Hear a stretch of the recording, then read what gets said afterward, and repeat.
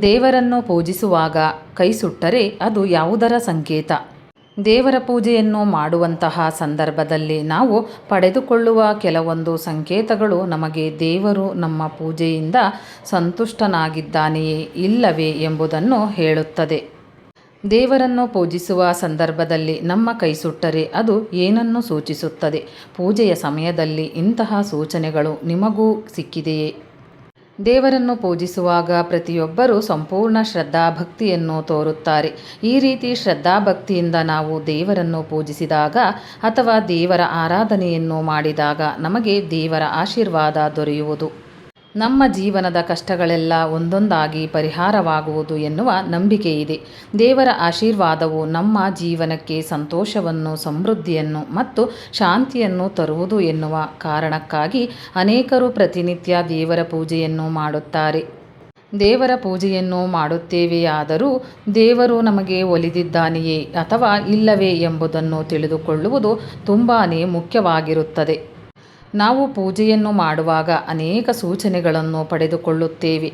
ಕೆಲವೊಮ್ಮೆ ನಾವು ಅಂತಹ ಸೂಚನೆಗಳನ್ನು ಸಾಮಾನ್ಯವೆಂದು ಅಲ್ಲಗಳೆಯುತ್ತೇವೆ ಅಥವಾ ಅವುಗಳನ್ನು ನಂಬಲು ಸಿದ್ಧರಿರುವುದಿಲ್ಲ. ಪೂಜೆಯಲ್ಲಿ ನಮಗೆ ಯಾವೆಲ್ಲ ಸೂಚನೆಗಳನ್ನು ದೇವರು ನೀಡುತ್ತಾನೆ? ಪೂಜಿಸುವಾಗ ಕಣ್ಣೀರು ಬರುವುದು. ದೇವರನ್ನು ಪೂಜಿಸುವಂತಹ ಸಂದರ್ಭದಲ್ಲಿ ಕಣ್ಣೀರು ಬರುವುದನ್ನು ನೀವು ನೋಡಿರಬಹುದು ಅಥವಾ ಸ್ವತಃ ನಿಮಗೆ ಇಂತಹ ಅನುಭವವಾಗಿರಬಹುದು. ದೇವರನ್ನು ಪೂಜಿಸುವ ಅಥವಾ ಪ್ರಾರ್ಥಿಸುವ ಸಂದರ್ಭದಲ್ಲಿ ಇದ್ದಕ್ಕಿದ್ದಂತೆ ಕಣ್ಣೀರು ಬಂದರೆ ಅಥವಾ ಕಣ್ಣುಗಳಲ್ಲಿ ನೀರು ತುಂಬಿಕೊಂಡರೆ ಅದು ನಿಮ್ಮ ಮನಸ್ಸಿನಲ್ಲಿ ದುಃಖಗಳು ಶೀಘ್ರದಲ್ಲೇ ಕೊನೆಗೊಳ್ಳುವುದು ಎಂಬ ಸೂಚಿಸುತ್ತದೆ. ಇಂತಹ ಸೂಚನೆಗಳು ನಿಮ್ಮ ಜೀವನದಲ್ಲಿ ನಡೆಯುತ್ತಿರುವ ಅಹಿತಕರ ಸಂದರ್ಭಗಳು ಕೂಡ ದೂರವಾಗುವುದು ಎಂಬುದನ್ನು ಹೇಳುತ್ತದೆ. ಪೂಜೆಯ ಸಮಯದಲ್ಲಿ ಕೈ ಸುಡುವುದು. ದೇವರನ್ನು ಪೂಜಿಸುವ ಸಂದರ್ಭದಲ್ಲಿ ಆಗಿರಬಹುದು ಅಥವಾ ದೇವರಿಗೆ ದೀಪವನ್ನು ಹಚ್ಚಿಡುವಂತಹ ಸಂದರ್ಭದಲ್ಲಿ ಕೈ ಸುಡಬಹುದು. ಇದನ್ನು ಅನೇಕರು ಸಾಮಾನ್ಯವೆಂದು ಪರಿಗಣಿಸುತ್ತಾರೆ ಹಾಗೂ ಇದನ್ನು ಮರೆತು ಬಿಡುತ್ತಾರೆ. ಆದರೆ ಇದು ತಪ್ಪು. ಪೂಜೆ ಮಾಡುವಂತಹ ಸಂದರ್ಭದಲ್ಲಿ ಕೈ ಸುಟ್ಟರೆ ಅದು ನೀವು ಯಾವುದೋ ಒಂದು ತಪ್ಪನ್ನು ಮಾಡಿದ್ದೀರಿ ಎಂದರ್ಥ. ಅಂತಹ ಸಂದರ್ಭದಲ್ಲಿ ನೀವು ಮಾಡುತ್ತಿರುವ ಪೂಜೆಯನ್ನು ಸರಿಯಾದ ವಿಧಿವಿಧಾನಗಳ ಪ್ರಕಾರ ಮಾಡಲು ಪ್ರಯತ್ನಿಸಿ. ಪೂಜೆಯ ಸಮಯದಲ್ಲಿ ಆಕಳಿಕೆ ಬರುವುದು. ಶಾಸ್ತ್ರದ ಪ್ರಕಾರ ಪೂಜೆಯನ್ನು ಮಾಡುವಂತಹ ಸಂದರ್ಭದಲ್ಲಿ ನಿಮಗೆ ಪದೇ ಪದೇ ಆಕಳಿಕೆ ಬರುತ್ತಿದ್ದರೆ ಅದನ್ನು ಕಡೆಗಣಿಸಬೇಡಿ. ಪೂಜೆಯಲ್ಲಿ ಪದೇ ಪದೇ ಆಕಳಿಕೆ ಬರುತ್ತಿದ್ದರೆ ಅದು ನಮ್ಮೊಳಗೆ ಯಾವುದೋ ಒಂದು ನಕಾರಾತ್ಮಕತೆ ಅಡಕವಾಗಿದೆ ಎಂಬುದನ್ನು ಹೇಳುತ್ತದೆ.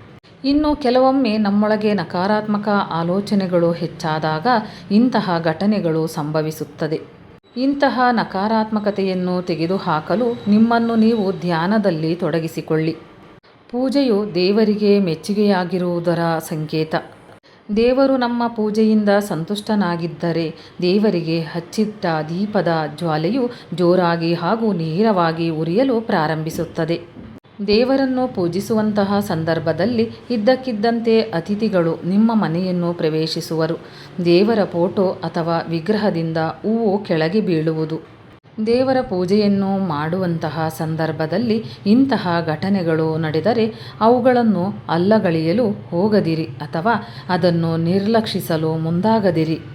ಅವುಗಳ ಅರ್ಥವನ್ನು ಕಂಡುಕೊಳ್ಳಲು ಪ್ರಯತ್ನಿಸಿ. ಅಂತಹ ಸೂಚನೆಗಳು ನಮ್ಮ ಭವಿಷ್ಯದ ಬಗ್ಗೆ ಏನನ್ನು ಹೇಳಲು ಪ್ರಯತ್ನಿಸುತ್ತಿದೆ ಎಂಬುದನ್ನು ತಿಳಿದುಕೊಳ್ಳಲು ಮುಂದಾಗಿ. ಸ್ನೇಹಿತರೆ, ಈ ಮಾಹಿತಿ ನಿಮಗೆ ಇಷ್ಟವಾಗಿದ್ದಲ್ಲಿ ಇನ್ನೂ ಹೆಚ್ಚಿನ ಮಾಹಿತಿಗಾಗಿ ಲೈಕ್ ಮಾಡಿ, ಶೇರ್ ಮಾಡಿ, ಚಾನಲ್ಗೆ ಸಬ್ಸ್ಕ್ರೈಬ್ ಮಾಡಿ.